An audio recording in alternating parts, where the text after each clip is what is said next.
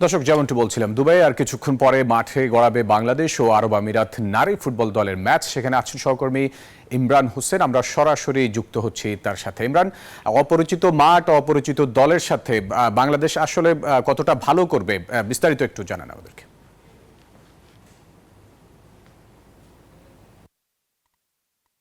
আহ, আহ, ধন্যবাদ ফয়সাল। আসলে কিছুক্ষণ আগে কিন্তু বাংলাদেশ নারী দল কিন্তু কিছুক্ষণ আগে কিন্তু মাঠে এসেছেন এবং ওয়ার্ম আপ করতেছেন এবং আরব আমিরাতের যে ফুটবল নারী দল তারাও কিন্তু ওয়ার্ম আপ শুরু করেছেন কিছুক্ষণ পরে। আসলে এখন থেকে প্রায় 40 থেকে 45 মিনিট পরে ম্যাচটি শুরু হবে।